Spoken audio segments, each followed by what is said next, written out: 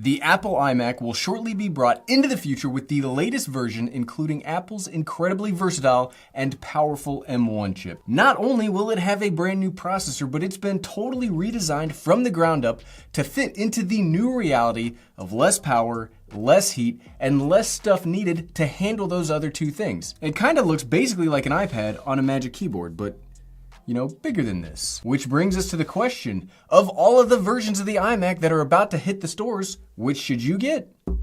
Let's find out. What's up everyone, I'm the Everyday Dad, and if I can figure it out, you can figure it out. So much like the M1 iPad buyer's guide we made last week, the M1 iMacs are not yet out, and I don't have one in hand today. But this is, like I said, it looks like an iPad and a Magic Keyboard, so this will be our stand-in for the iMac. But again, we'll all be making our purchases later this week, so let's talk through some of the recommendations prior to us actually going out and spending money. Today's video should be a little more compact because unlike the iPads, I don't really think the previous models of iMacs, especially the smaller ones that this new one is replacing, I don't think those are really worth buying.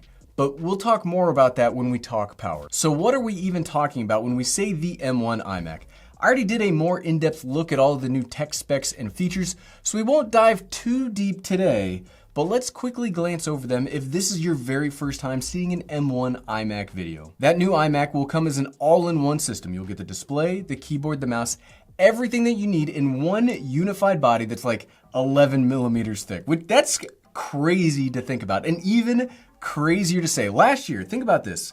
Last year, if I'd said to you that we'd have a new computer with this much power and the full thing was thinner than my wallet, you'd probably have called me crazy.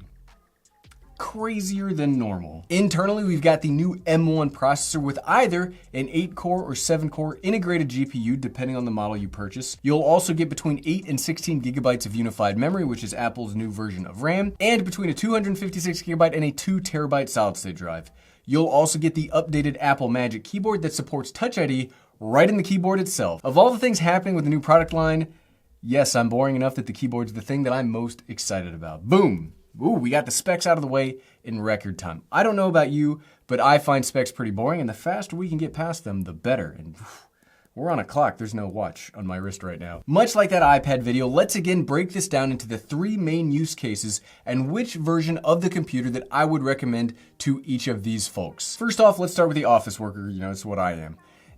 Honestly, iMacs are not something that I would necessarily recommend to an office worker. Office work is all about meetings, scheduling, and coordination, and it's kind of hard to do that when you are stuck at a desk because your computer doesn't fit inside of a backpack or a briefcase. So like iMacs, laptops generally work better here. But this is an iMac buyer's guide, so if you were setting up an office, like let's say you were taking an office and you were setting up a whole fleet of iMacs, which of those would I recommend? Well, if we go to the website, we still can't make any changes or modifications to, like, we can't spec out a machine. However, I think we can take some of the numbers from the M1 MacBooks, and we can take that to sort of estimate what the price of the upgrades would be across each of the iMacs. So for all of the use cases we're going to talk about today, I really don't recommend the $1299 base model unless you have to spend the least amount of money. I mean, you lose out on some ports, you get the worst keyboard, you don't get built-in Ethernet, well, I mean, built into the power brick Ethernet, and you get the lower end GPU. That's not as big of a deal, but you do lose out on a lot. And personally, I think that you are losing out on more than $200 worth of features to go with that base model. So it's gonna be really hard for me to recommend that, which is weird because normally I'm all about the base models. Okay, office workers, for you, you'll probably have some kind of shared drive or storage space that everybody on your team will use, so we don't exactly need the biggest, baddest hard drive around, and you don't really need the cutting edge speed, so I think we can save some money on the unified memory as well. For you, I would recommend that $1499 base model with the 512 gigabyte storage option. This will bring that base $1499 up by $200, bringing the price tag up to around $1699 per iMac. That's pretty pricey when you could do roughly the same specs on the MacBook Air for about half the money, but again, if you are building out an office and want iMacs, this is the one that I would use. Next up, let's talk students. When I was in college, laptops were huge, very expensive bricks, and really only the fanciest kids had them, much like they had the iPods, because that's when iPods were a huge status symbol to be walking around campus. Back then, it made sense to have a desktop computer when we were sitting around in our dorm rooms. But here's the thing, right?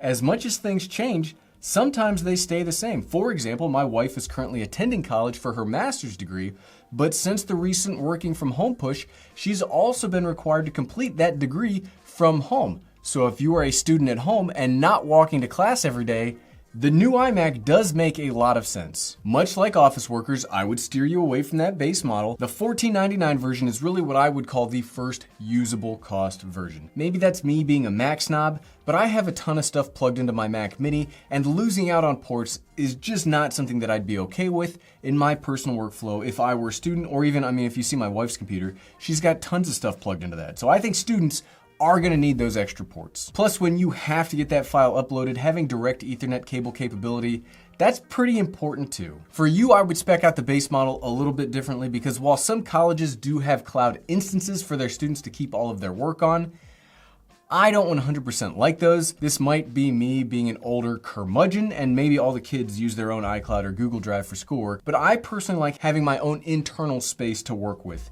Yes, the world is absolutely moving towards cloud, but let's say the internet goes down for a short period of time and you need to work on like a paper or a presentation or something for tomorrow.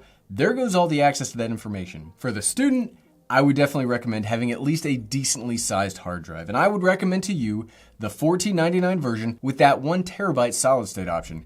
Here, that should add roughly $400 to the price tag, bringing it to $1899. Though if you do have a reliable virtual space to store all your information, you can drop that down as low as your comfort level allows. I would also not necessarily recommend that higher end 16 gigabytes of unified memory for you, unless you had specific graphically intense programs for your specific course of study. Something that I normally recommend on all of my videos is I do normally recommend as much storage and as much active memory as you can afford. But again, these recommendations are built off of what I would do and probably I will do when I get my wife an iMac for her studies. One big deviation from this whole video though is if you are a computer programming or developer student, you might actually be better off served from an Intel-based iMac simply because of the x86 architecture versus the ARM-based architecture of the M1 processors. Also, that x86 computer will have access to Apple's Boot Camp, meaning you can have both Windows and macOS loaded on the same computer. And I've seen the videos, I've seen the articles of people getting Windows working on the ARM-based Macs, but I don't think you would necessarily want Windows ARM if you are trying to develop your programs or apps for Windows. You'll probably want to develop those on the native architecture. I'm a project manager, not a developer. My job is to basically get in the engineer's way every single day. So I can't specifically speak to which model of version to get, but do keep this Intel versus M1 version differentiation in mind if that happens to be your particular forte. And last but certainly not least, let's talk about YouTubers, online content creators, and other video type producers. This is where the power really starts to become a priority, and this is also great because the M1 chip is basically perfectly made for those of us that spend most of our time creating video. This processor easily handles the biggest and gnarliest files out there. For example, for all of these videos that you see from me, I use a Lumix S5 camera and I shoot exclusively in HEVC H.265 and it edits without a single problem on my M1 Mac Mini. On older computers, this wouldn't be possible, and even today, you need one of the latest and greatest of the Ryzen processors to really compete here if you do live in Windows land. There's no two ways about it. If you are looking for a video workstation, I would, and quite often do, point you to any of the M1 Macs. For the online creator, I'm sorry, but yeah, this is going to be the most expensive of all the setups I've recommended so far. I am going to say that you should probably go with the higher end option and spec it out a little more than most. I would, in this case, I would say get the version with the 16 gigabytes of unified memory and at least 1 terabyte solid state drive, which coincidentally is the exact version that I'll be pre-ordering at launch. According to our quick napkin math, based on those M1 MacBook numbers, this version should run about an extra $400 above the higher end model, so this will run us about $2,200. And that's pretty expensive, which begs the question, is it worth it? Well, we don't have one in hand yet, so we can't specifically say how good or bad the iMac will be. But if you are going to be cutting 4K video, this will be the version that I would recommend. It will also work pretty well for Photoshop work, stuff like that. Now, these are all the use cases that I personally know of and have the expertise to recommend to each of you out there. But I would like to finish this video off with one final recommendation. And maybe, we've talked a lot about money and these are not cheap computers. So if you've already got a keyboard and you've already got a monitor you like and you need a desktop computer, I probably wouldn't recommend the new iMac to you. I'd absolutely point you to the M1 Mac Mini. will have the same power, just as good of fans, an even smaller footprint, more useful ports, and you can buy it on Apple's refurbished website for way less money. You can buy the base model M1 Mac Mini for $580 today. That $580. That's crazy. Legit, that's one of the most powerful computers that you can buy at any price, and that it's under $600 with the 8-core GPU version. That's wild. That's wild. And let's say you do want to spec it out, roughly the same spec options that I laid out for that potential $2,200 iMac, that 1 terabyte, 16 gigabyte unified memory option. That will cost you just over $1,000.